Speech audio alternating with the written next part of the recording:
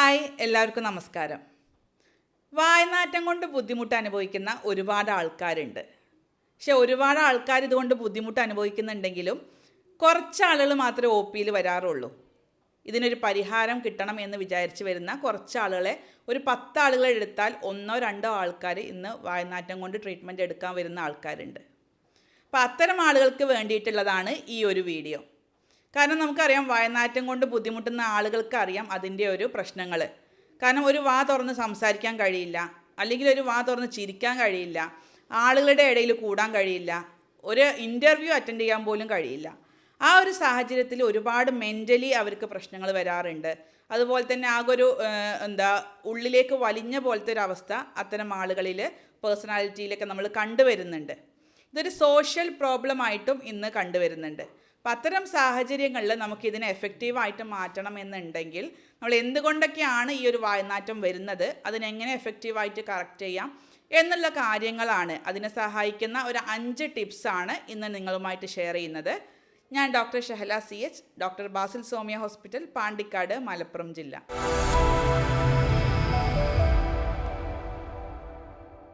വായനാറ്റം പൊതുവേ ഇന്ന് വരുന്നത് നമുക്ക് വായ്ക്കകത്തുള്ള പ്രശ്നങ്ങൾ കൊണ്ട് തന്നെയാണ്. ഒരു 100 കേസ് എടുക്കുകയാണെങ്കിൽ 90 കേസുകളിലും നമുക്ക് സെൽഫായിട്ട് മാനേജ് ചെയ്യാൻ പറ്റുന്ന കേസുകളാണ്. പ്രത്യേകിച്ച് അവരുടെ പ്രശ്നങ്ങൾ, പ്രത്യേകിച്ച് വായ്ക്കകത്തുള്ള പ്രശ്നങ്ങളാണ് അവർക്ക് ഇതിനൊരു കാരണമായിട്ട് വരുന്നത്. അതിലേറ്റവും പ്രധാനപ്പെട്ടുള്ള കാര്യം നമ്മുടെ ഹൈജീൻ, നമ്മുടെ ശുചിത്വമില്ലായ്മ തന്നെയാണ്. പ്രത്യേകിച്ച് നമ്മുടെ പല്ലിൻ്റെ ഇടയിൽ വരുന്ന ആഹാരത്തിൻ്റെ അവശിഷ്ടങ്ങൾ കൊണ്ട്, അല്ലെങ്കിൽ ബാക്ടീരിയ കൂടുതലായിട്ട് അടിഞ്ഞുകൊണ്ടൊക്കെയാണ് കൂടുതലായിട്ട് ഈ വായനാറ്റം വരുന്നത്. അപ്പോൾ എന്തൊക്കെയാണ് കാരണങ്ങളെന്ന് നമുക്ക് 1 by 1 ആയിട്ട് നോക്കാം. ഏറ്റവും പ്രധാനപ്പെട്ട ഒന്ന്, നമ്മൾ പറഞ്ഞ പോലെ തന്നെ ശുചിത്വമില്ലായ്മ. പ്രത്യേകിച്ച് നമ്മൾ പ്രോപ്പറായിട്ട് നമ്മുടെ വായ ക്ലീൻ ചെയ്യാത്ത ആളുകളിൽ കാണാറുണ്ട്. അത് കാരണം നമ്മൾ വേസ്റ്റ് പ്രൊഡക്റ്റുകൾ, പ്രത്യേകിച്ച് ഫുഡിൻ്റെ ഒക്കെ വേസ്റ്റ് പ്രൊഡക്റ്റുകൾ അടിഞ്ഞ് അതിൽ ബാക്ടീരിയ കൂടുതലായിട്ട് പ്രവർത്തിച്ച് കുറേ കോമ്പൗണ്ട്സ്, പ്രത്യേകിച്ച് സൾഫർ കണ്ടൻ്റ് ഉള്ള കോമ്പൗണ്ട്സുകൾ ഉണ്ടാക്കും. ഈ സൾഫർ കണ്ടൻ്റ് അടങ്ങിയിട്ടുള്ള ഈ ഹൈഡ്രജൻ സൾഫൈഡ് പോലെയുള്ള ഗ്യാസൊക്കെയാണ് നമുക്ക് കൂടുതലായിട്ട് വായനാറ്റം പ്രൊഡ്യൂസ് ചെയ്യുന്നത്. അപ്പോൾ അത് കാരണമാണ് കൂടുതൽ ആളുകളിലും ഇത് വരുന്നത്. രണ്ടാമത്, നാക്കിൽ കൂടുതലായിട്ട് ബാക്ടീരിയ അടിഞ്ഞ ആളുകളിൽ. അതുപോലെ തന്നെ നമ്മൾ വായ കൂടുതലായിട്ട് ഡ്രൈ ആയിട്ടിരിക്കുന്ന ആളുകൾ, പ്രത്യേകിച്ച് നമ്മുടെ ഉമിനീര് അല്ലെങ്കിൽ തുപ്പൽ കുറവുള്ള ആളുകൾക്ക് ഈ വായനാറ്റം കൂടുതലായിട്ട് കണ്ടുവരുന്നുണ്ട്. അതുകൊണ്ടാണ് നമുക്ക് രാവിലെയൊക്കെ ബെഡിൽ നിന്ന് എണീക്കുന്ന സമയത്ത് വായ ഡ്രൈ ആയതുകൊണ്ടാണ് കൂടുതലായിട്ട് വായനാറ്റമായിട്ട് വരാറുള്ളത്. അതുപോലെ തന്നെ നമ്മൾ ഷുഗറുള്ള ആളുകൾക്ക് മൗത്ത് ഒന്നും കൂടെ ഡ്രൈ ആയിരിക്കും, അത് കാരണം വരാം. അല്ലെങ്കിൽ വെള്ളം കൂടി കുറയുന്ന ആളുകളിൽ വരാം. അല്ലെങ്കിൽ ആൻറ്റി ഡിപ്രസൻറ്റ് ഡ്രഗ്സ് ഒക്കെ ഉപയോഗിക്കുന്ന ആളുകൾക്കും ഈ ഡ്രൈ മൗത്ത് വരാം. അങ്ങനെ നമ്മൾ വായ വരണ്ടിരിക്കുന്ന ആളുകൾക്ക് ഇത് കൂടുതലായിട്ട് കണ്ടുവരുന്നുണ്ട്. അതുപോലെ തന്നെ ചില കുട്ടികൾ അവർ വാ തുറന്ന് ഉറങ്ങാറുണ്ട്. അത് കാരണം വായിലൂടെ കൂടുതലായിട്ട് ബ്രീത്ത് എടുക്കും, അത് കാരണം വായ ഡ്രൈ ആകും. പ്രത്യേകിച്ച് അഡിനോയിഡ്സ്, ടോൺസിൽസ് പോലെയുള്ള ഇൻഫെക്ഷൻസ് ഉള്ള ആളുകൾക്ക് ഇത് കൂടുതലായിട്ട് കണ്ടുവരുന്നുണ്ട്. അതുപോലെ തന്നെ സൈനസൈറ്റിസ്, സൈനസിൻ്റെ ഇൻഫെക്ഷൻ, മൂക്ക് എപ്പോഴും അടഞ്ഞിരിക്കുക അല്ലെങ്കിൽ കഫം എപ്പോഴും വന്നുകൊണ്ടിരിക്കുന്ന ആളുകൾക്ക് ഈ ഒരു വായനാറ്റം കൂടുതലായിട്ട് കണ്ടുവരുന്നുണ്ട്. അതുപോലെ ഭക്ഷണത്തിൽ നമ്മൾ കൂടുതലായിട്ട് വെളുത്തുള്ളി ഉപയോഗിക്കുന്നുണ്ടെങ്കിൽ അത് സൾഫർ കണ്ടൻ്റ് ഉള്ള ഒരു ഭക്ഷണ പദാർത്ഥമാണ്. അല്ലെങ്കിൽ ഉള്ളിയൊക്കെ വലിയ ഉള്ളിയൊക്കെ കൂടുതലായിട്ട് ഉപയോഗിക്കുന്ന ആളുകൾക്ക് ഈ ഒരു പ്രശ്നം പറയാറുണ്ട്. അതുപോലെ തന്നെ ആൽക്കഹോൾ അല്ലെങ്കിൽ ചായ, കാപ്പിയൊക്കെ സ്ഥിരമായിട്ട് കൂടുതൽ ഉപയോഗിക്കുന്ന ആളുകൾ, അത് ഉപയോഗിച്ച ശേഷം കൂടുതലായിട്ട് മൗത്ത് വൃത്തിയാക്കാത്ത ആളുകളിലും വായനാറ്റം നമ്മൾ കൂടുതലായിട്ട് കണ്ടുവരുന്നൊരു സാഹചര്യമുണ്ട്. അപ്പോൾ ഇത്തരം കാരണങ്ങളൊക്കെയാണ് നമ്മൾ കൂടുതലായിട്ട് കണ്ടുവരുന്നത്. ഒരു 90% കേസുകളിലും ഇതൊക്കെയാണ് കൂടുതലായിട്ട് കാരണങ്ങളായിട്ട് കണ്ടെത്തിയിട്ടുള്ളത്. ഇനി ഒരു 10% കേസുകളിൽ നമ്മൾ പല പ്രശ്നങ്ങൾ കൊണ്ട്, പ്രത്യേകിച്ച് നമ്മുടെ അകത്തുള്ള പ്രശ്നങ്ങൾ കൊണ്ട്, അതായത് നമ്മുടെ ലങ്സിൽ എന്തെങ്കിലും ഇൻഫെക്ഷൻസ് വന്നു കഴിഞ്ഞാൽ, ലങ്സിൽ എന്തെങ്കിലും ആബ്സസ് പോലെ എന്തെങ്കിലും പഴുപ്പ് എന്തെങ്കിലും കെട്ടി നിൽക്കുന്ന ആളുകളിൽ വരാറുണ്ട്. അതുപോലെ കിഡ്നി തകരാറുള്ള ആളുകൾക്ക്, അല്ലെങ്കിൽ ലിവർ ഫങ്ഷൻ ടെസ്റ്റിൽ അതിൽ ഡാമേജ് ഇല്ല, ലിവറിൽ എന്തെങ്കിലും ഡാമേജ് വരുന്ന ആളുകൾക്കൊക്കെ കണ്ടുവരുന്നുണ്ട്. ഒരു 10% ആളുകൾക്കും ആ ഒരു പ്രശ്നങ്ങളും കൂടെ കണ്ടുവരുന്നുണ്ട്. പക്ഷെ നമ്മൾ ഇത്തരം ഒരു വായനാറ്റം അനുഭവിക്കുന്ന ആളാണെങ്കിൽ നിങ്ങൾ വലിയ വലിയ കാരണങ്ങളിലേക്കൊന്നും പോകേണ്ട ആവശ്യമില്ല. ചെറിയ ചെറിയ കാരണങ്ങൾ ആദ്യം ക്ലിയർ ചെയ്ത് നോക്കുക. അതിലൂടെ തന്നെ ഒരുപാട് മാറ്റങ്ങൾ കൊണ്ടുവരാൻ സാധിക്കുന്നതാണ്. അപ്പോൾ ഇതിനു വേണ്ടി നമ്മൾ ചെയ്യേണ്ട ടെസ്റ്റുകൾ എന്ന് പറയുമ്പോൾ നമ്മൾ ഏറ്റവും പ്രധാനപ്പെട്ട ചെയ്യുന്ന ടെസ്റ്റുകൾ കിഡ്നിയുടെ ഫങ്ഷൻ ടെസ്റ്റ് നോക്കും, ലിവറിൻ്റെ പ്രവർത്തനങ്ങൾ നോക്കാറുണ്ട്, ലങ്സിൻ്റെ പ്രവർത്തനങ്ങളൊക്കെ നോക്കാറുണ്ട്. അതൊക്കെ കുറച്ച് അഡ്വാൻസ്ഡ് ആയിട്ടുള്ള കേസുകളിൽ മാത്രമേ നമ്മൾ ചെയ്യിപ്പിക്കാറുള്ളൂ. അതിൽ നമ്മൾ ബാക്കിയുള്ള കാര്യങ്ങളാണ്, പ്രത്യേകിച്ച് നമ്മൾ ഡെൻ്റൽ ചെക്കപ്പ് വളരെ പ്രധാനമാണ് ഇത്തരം ആളുകളിൽ.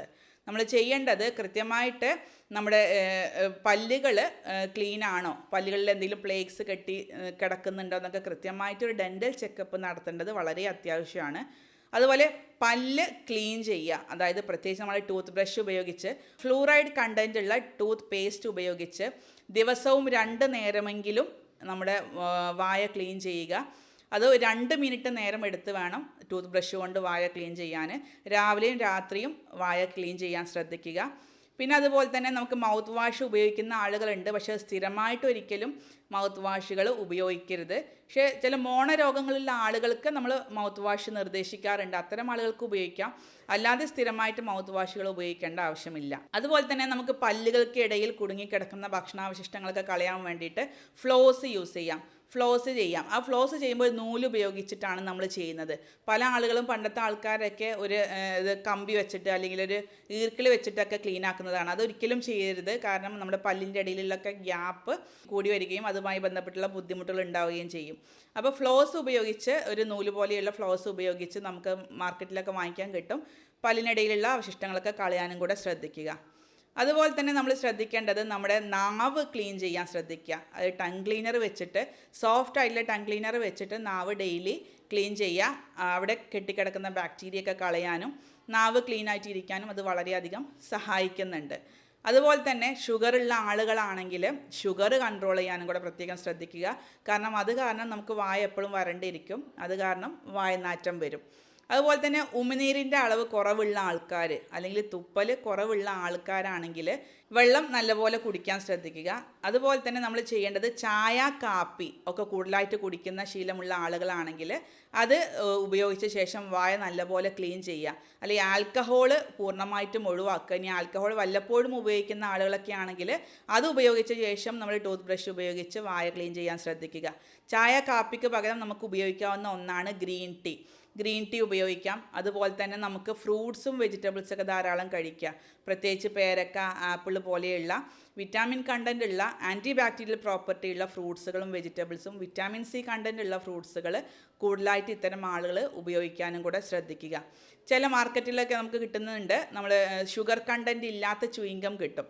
ആ ഷുഗർ കണ്ടൻറ്റ് ഇല്ലാത്ത ചൂയിങ്കം ഉപയോഗിച്ചാലും നമുക്ക് താൽക്കാലികമായിട്ട് ഇത്തരം കേസുകളിൽ ആശ്വാസം കിട്ടാറുണ്ട്. അപ്പോൾ ഇത്തരം കാര്യങ്ങളാണ് വായനാറ്റം സ്ഥിരമായിട്ടുണ്ടാകുന്ന ആൾക്കാർ ഇത്തരം കാര്യങ്ങളാണ് ശ്രദ്ധിക്കേണ്ടത്. പിന്നെ കൂടുതലായിട്ട് ബുദ്ധിമുട്ടുകൾ നമ്മൾ കണ്ടെത്തിയിട്ടുണ്ടെങ്കിൽ കിഡ്നിയുമായി ബന്ധപ്പെട്ടോ ലിവറുമായി ബന്ധപ്പെട്ടോ ലങ്സുമായി ബന്ധപ്പെട്ടുള്ള പ്രശ്നങ്ങളൊക്കെ നമ്മൾ കണ്ടെത്തിയ ആളുകളാണെങ്കിൽ അതിനനുസരിച്ച് അതിന് ട്രീറ്റ്മെൻറ്റ് എടുക്കേണ്ടി വരും. പിന്നെ ചില കേസുകളിൽ ചില ആളുകൾ ഒരുപാട് കാലമായിട്ട് മൗത്ത് വാഷ് ഉപയോഗിച്ച് വരുന്നുണ്ട്. അതൊരിക്കലും ചെയ്യരുത്. നമ്മൾ ചെയ്യുന്നത് മൗത്ത് ക്ലീൻ ചെയ്യാൻ സഹായിക്കുന്ന നമുക്ക് ഡ്രോപ്സുകളുണ്ട്. ആ ഡ്രോപ്സുകൾ ചില ആവശ്യ സന്ദർഭങ്ങളിൽ മാത്രം ഉപയോഗിക്കുക. മാത്രമല്ല, ഇതിന് ക്ലിയറായിട്ട് അത് മാറ്റണമെന്നുണ്ടെങ്കിൽ കൃത്യമായിട്ട് കാരണം കണ്ടെത്തി അതിനനുസരിച്ചുള്ള മരുന്നുകൾ ഉപയോഗിച്ചാൽ ചില കേസുകളിൽ ഇതിന് മാറ്റം കിട്ടാറുള്ളൂ. വായ ഡ്രൈ ആയിട്ട് ഇരിക്കുന്ന ആൾക്കാർക്ക് അല്ലെങ്കിൽ ഡയബറ്റീസ് ഉള്ള ആളുകൾക്കൊക്കെ അതിനനുസരിച്ചുള്ള മരുന്നുകൾ കഴിക്കേണ്ടി വരും. അപ്പം അതിനനുസരിച്ചുള്ള നമ്മൾ ഹോമിയോപ്പതിക് ജർമ്മൻ മരുന്നുകൾ ഇത്തരം ആളുകളിലും കൊടുത്തു വരുന്നുണ്ട്. അപ്പോൾ ഈ ഒരു ട്രീറ്റ്മെൻറ്റിലൂടെ തന്നെയും അതുപോലെ തന്നെ അവരുടെ ജനറൽ മാനേജ്മെൻറ്റ്, അവരുടെ വ്യക്തി ശുചിത്വം പാലിക്കുന്നതിലൂടെയാണ് ഇത്തരം ബുദ്ധിമുട്ടുകൾ നമുക്ക് ഒഴിവാക്കാൻ സാധിക്കുള്ളൂ. ഇതൊരു സോഷ്യൽ പ്രശ്നമായിട്ട് പല ആളുകളിലും പല വ്യക്തികളിലും ഇന്ന് കാണാറുണ്ട്. കാരണം പലപ്പോഴും ഈ വായനാറ്റം കാരണം ഒരു പരിപാടിക്ക് പോലും പങ്കെടുക്കാൻ കഴിയാതെ ഉൾവലിഞ്ഞു പോകുന്ന പല അവസ്ഥകളും ഇതിലൂടെ കാണാറുണ്ട്. പക്ഷേ ഇതിൻ്റെ ഒരു ദയനീയമായിട്ടുള്ളൊരു അവസ്ഥ എന്ന് പറയുന്നത് പല ആളുകളും ഇതിന് ട്രീറ്റ്മെൻറ്റ് എടുക്കാൻ വരാറില്ല, അല്ലെങ്കിൽ അതിൻ്റെ ഒരു പരിഹാരം കാണണം എന്ന് വിചാരിച്ച് വരുന്ന ആളുകൾ വളരെ കുറവാണ്. കൂടുതൽ ആൾക്കാർക്ക് ഇതുണ്ടെങ്കിലും ഒരു 5-10 ആൾക്കാർ ഇതിൽ ട്രീറ്റ്മെൻറ്റ് എടുക്കാൻ വരുള്ളൂ, അല്ലെങ്കിൽ ഇത് പരിഹാരം കാണണം എന്ന് വിചാരിച്ച് വരുന്ന ആൾക്കാരുള്ളൂ. അപ്പം അത്തരം ആളുകളിലാണ് ഇതിന് കൂടുതൽ റിസൾട്ട് കിട്ടാറുള്ളത്. അല്ലാത്ത ആളുകൾ ഇത് വെച്ച് അല്ലെങ്കിൽ ഇതൊരു ജീവിതത്തിൻ്റെ ഭാഗമായിട്ട് കൊണ്ട് നടക്കുന്ന ഒരുപാട് ആൾക്കാരുണ്ട്. അപ്പം അത്തരം ആളുകൾ ഈ വീഡിയോ മുഴുവനായിട്ട് കാണാൻ ശ്രദ്ധിക്കുക. വായനാറ്റം കൊണ്ട് ബുദ്ധിമുട്ടുന്ന ആളുകളുണ്ടെങ്കിൽ അവർക്ക് ഈ വീഡിയോ ഷെയർ ചെയ്യാനും കൂടെ ശ്രദ്ധിക്കുക. ഇതുമായി ബന്ധപ്പെട്ടുള്ള സംശയങ്ങൾക്ക് നിങ്ങൾക്ക് താഴെ കാണുന്ന വാട്സപ്പ് നമ്പറിൽ ബന്ധപ്പെടാം. സ്നേഹത്തോടെ doctor Shahala CH, doctor Basil Somiya hospital, Pandikkad.